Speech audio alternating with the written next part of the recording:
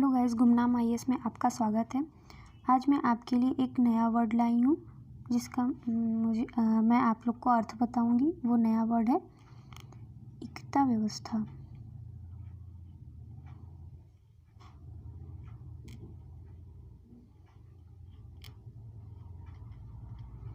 ये जो इक्ता व्यवस्था है ये दिल्ली सल्तनत कालीन व्यवस्था की है।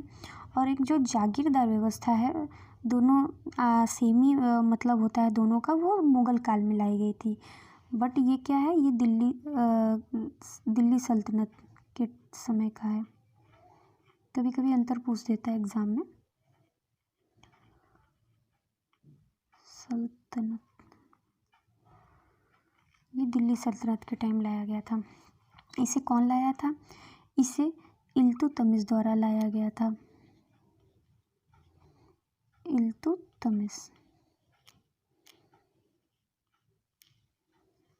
इसे इल्तुतमिश लाया गया था। इल्तुतमिश द्वारा क्यों लाया गया था, इसकी क्या ज़रूरत पड़ गई? तो इल्तुतमिश द्वारा साम्राज्य का काफ़ी विस्तार कर लिया गया था और साम्राज्य का काफ़ी विस्तार कर लिया गया था। और क्या हुआ था कि साम्राज्य का जब विस्तार हो गया तो आय वसूलने में और राजस्व वसूलने में और उसकी देख रेख में बहुत दिक्कतें होने लगी। तो सुल्तान ने सोचा कि कुछ ऐसी व्यवस्था लाई जाए जिससे कि हम आसानी से वहाँ पे नज़र भी रख सकें और हमें वहाँ से आय भी प्राप्त हो जाए। तो सुल्तान ने इक्ता व्यवस्था लाई। इक्ता का मतलब होता है भूमि का टुकड़ा। भूमि का टुकड़ा।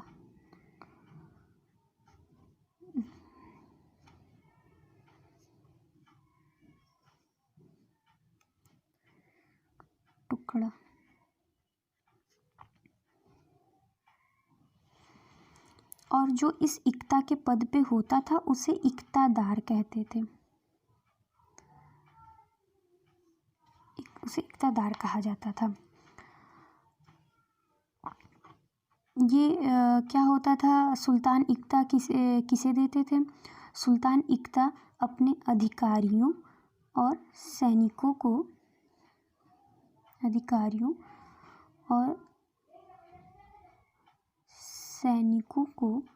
उनके वेतन के बदले देते थे।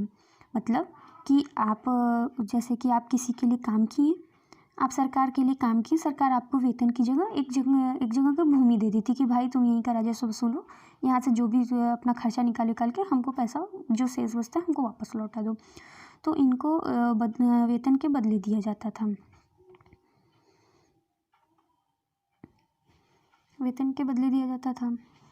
अब क्या हुआ,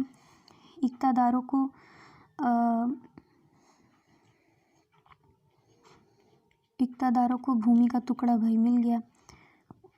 अब इक्तादारों का वहाँ पे क्या कर्तव्य होता था कि वो वहाँ से पहले तो राजस्व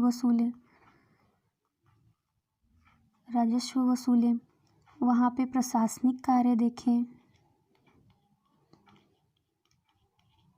वहाँ पे सैनिक व्यवस्था को कायम रखें अच्छे से कि अगर कहीं आस पड़ोस से हमला होते हैं तो वो अपने साम्राज्य, अपने प्रांत को सुरक्षित रख सके। और कभी जब सुल्तान को ज़रूरत पड़े किसी युद्ध में तो वो अपने सैनिकों को वहाँ पे भेज सकते, सुल्तान के हेल्प के लिए भेज सके।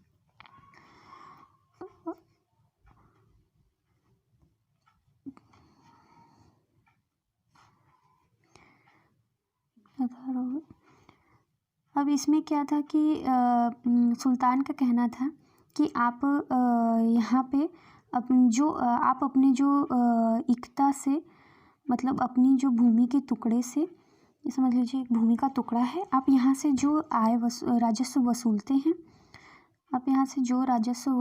हैं उसमें आप अपना खर्चा निकाल के अपना, यानी जैसे सैनिक रखे हैं तो सैनिक खर्च हो गया, और जैसे कानून व्यवस्था कायम रखना है तो उसमें कुछ खर्चे लगेंगे, खुद उनके इक्तादारों के खुद के खर्चे होंगे, मतलब एक तरह से वेतन समझ लीजिए उनका। और और जैसे कि वहाँ सेना हो गया और खुद के भी खर्चे हो गए, तो वो सारा आप निकाल लीजिए। यानी मतलब अपने खर्च को आप निकाल लीजिए उस पूरे टोटल राजस्व में से। इस टोटल राजस्व में से अपना खर्च निकाल लीजिए। अपना खर्च निकालने के बाद जो भी आपका उसके बाद शेष बचता है, खर्च निकालने के बाद कुछ जो भी शेष बचता है उसे आप अपने सुल्तान को दे दें।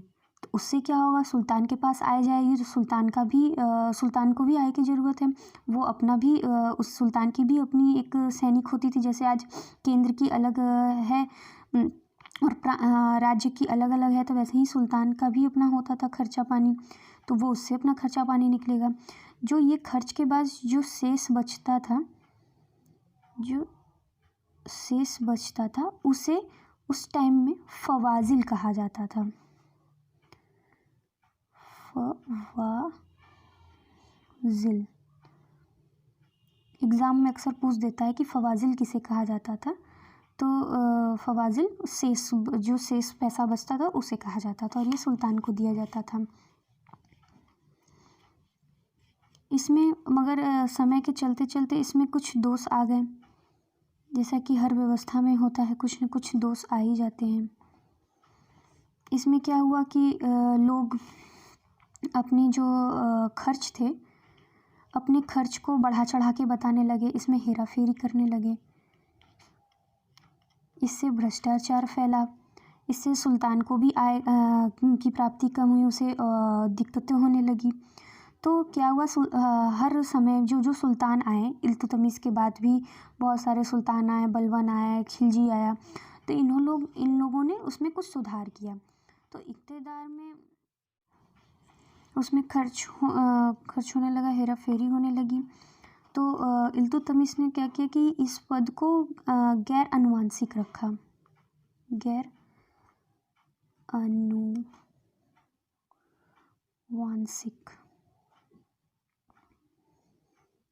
इस पद को गैर अनुवांशिक रखा और हस्तांतरणी बनाया।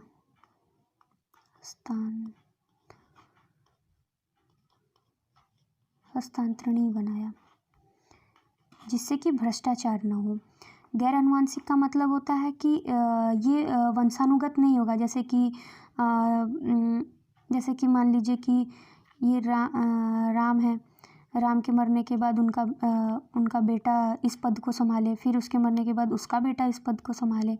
तो ऐसा नहीं है, क्या पता राम तो चलिए ठीक है, राम तो सक्षम है इस पद को संभालने के लिए, मगर क्या पता उसका बेटा इस चीज़ के लिए सक्षम ना हो।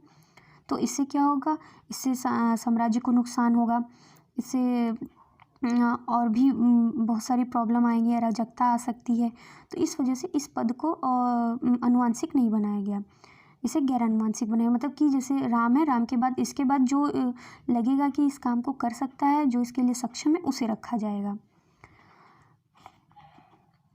और भी इसके बाद भी बहुत सारे शासक आए।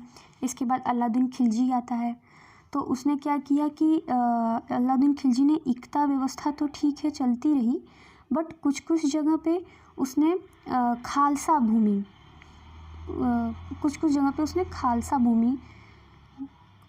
का वो विस्तार किया, खालसा। तो अब आपको हम बताते हैं कि खालसा का मतलब क्या होता है। खालसा का मतलब होता है कि जिस भूमि पर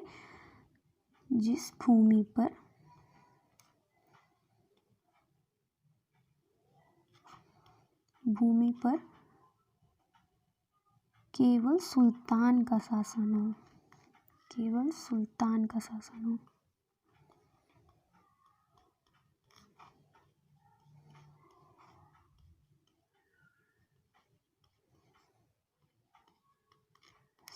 हो,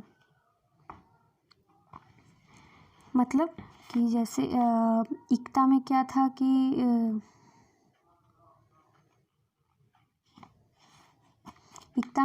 कि कुछ लोगों को इक्ता दिया गया है, तो ये अपना खर्च निकालने के बाद शेष यानी फवाजिल वो सुल्तान को भेज रहे हैं। बट कुछ जगह ऐसे भी बनाए गए खालसा जी ने बोला क्या, जहाँ पे कि यहाँ का डायरेक्ट, यहाँ का टोटल रेवेन्यू, इस जगह का टोटल रेवेन्यू, कोई भी खर्चा कोई नहीं निकालेगा, ये टोटल रेवेन्यू जाएगा सुल्तान के पास, ये सारा पैसा सुल्तान के पास जाएगा। सुल्तान इसमें से जो उसे खर्च करना है वो करेगा। सुल्तान अपना प्रशासनिक केंद्र का देखेगा, अपनी सैनिक व्यवस्था को उससे चलाएगा, मतलब इसमें किसी का हिस्सा नहीं बटेगा। इस पैसे पे, खालसा भूमि के पैसे पे पूरा का पूरा अधिकार सिर्फ सुल्तान का होगा। और इक्ता में क्या था, इक्ता में इक्तेदारों को पहले अपना खर्च निकालते थे तो भेजते थे, तो इससे जो रेवेन्यू प्राप्त होती थी वो कम प्राप्त होती थी। अब खालसा से पूरी रेवेन्यू प्राप्त होगी तो इससे वो और अपने आप को एक्सपेंड कर पाएंगे, दूर तक साम्राज्य चला पाएंगे और अच्छे से चला पाएंगे।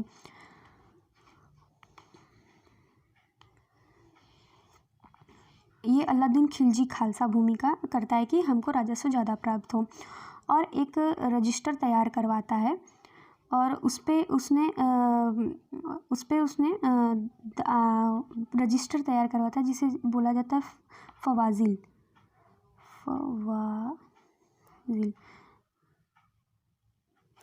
उसे फवाजिल रजिस्टर का नाम भी वो देता है फवाजिल। और इसमें क्या लिखा रहता है, इसमें सैनिकों का वेतन, खर्च, उनका खर्च और भी का ब्यौरा लिखा जाता है कि कितना वेतन दिया जाता है, कितना उनका खर्च होता है, कि जिससे भ्रष्टाचार पर रोक लगाई जा सके। और अलाउद्दीन खिलजी एक और व्यवस्था लाता है, वो व्यवस्था होती है कि जो वो दाग और चेहरा प्रणाली लागू करता है। दाग और चेहरा प्रणाली का मतलब है कि जैसे कि जो ये फवाजिल है इसी में लिखाएगा, जैसे कि एक ये समझ लीजिए श्याम नाम है, ये हैं सैनिक, इनका एक घोड़ा होगा, समझ लीजिए घोड़ा है, इनका एक घोड़ा होगा। अब ये रजिस्टर में ये श्याम का हुलिया लिखा जाएगा, श्याम का हुलिया के साथ घोड़े पे एक दाग लगाई जाएगी, दाग यानी उसके ऊपर एक वही दाग छापा जाएगा घोड़े की पीठ पे, और श्याम के हुलिया लिखा जाएगा, और श्याम के हुलिया के सामने घोड़े के ऊपर जो दाग लगाई जाएगी वो दाग का निशान रखा जाएगा, जिससे कि जब केंद्र से लोग चेक करने आए तो वहाँ पे लोग भ्रष्टाचार न कर सके, कि जैसे गांव वालों को ही सैनिक बना दिए, अपने दोस्त कोई आस पड़ोस के इक्तादार दोस्त हैं उन्हीं से कह दिए कि भाई आ रहा है चेक करने के लिए, इतने घोड़े हमको भेज दो। तो ये सब ना हो सके इसलिए उसने फवाजिल रजिस्टर में ये सारा ब्यौरा रखा। तो ये भ्रष्टाचार पर रोक लगाने के लिए रखी गई थी। उसके बाद जब मोहम्मद बिन तुगलक आता है तो मोहम्मद बिन तुगलक इसमें सुधार करने के लिए एक ख्वाजा नामक अधिकारी को नियुक्त करता है। ख्वाजा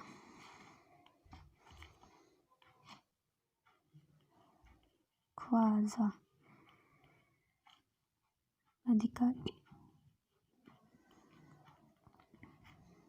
ख्वाजा अधिकारी का क्या काम रहता है? ख्वाजा अधिकारी का काम रहता है कि जो जो बही खाता है इसकी जांच करे, कि मतलब कितना पैसा जा रहा है, कितना पैसा आ रहा है, कहाँ कौन खर्चा हो रहा है, उसका ये ख्वाजा अधिकारी जो है वो जांच करे, कहीं ज़्यादा ना चल जाए, कहीं कोई घपला तो नहीं कर रहा है, इसलिए ये रखा गया। उसके बाद आता है फिरोज शाह तुगलक। तो फिरोज शाह तुगलक क्या करता है कि जो पद था गैर वंशानुगत उसको वंशानुगत बना देता है, और इक्तादारों, अच्छा ये सॉरी, जो मोहम्मद बिन तुगलक होता है, मोहम्मद बिन तुगलक जो जिसने ख्वाजा अधिकारी की नियुक्ति की थी, वो क्या करता है कि सैनिकों का जो पहले सैनिक के वेतन कौन देता था, इसके पहले सैनिक के वेतन इक्तादार देते थे।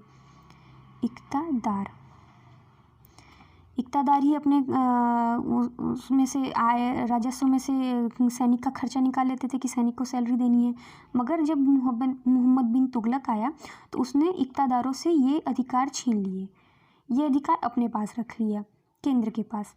अब इक्तादार सैनिक को वेतन नहीं देंगे, अब सैनिक काम करेंगे मगर वेतन कहाँ से मिलेगा? वेतन मिलेगा सुल्तान की तरफ से, यानी केंद्र के तरफ से।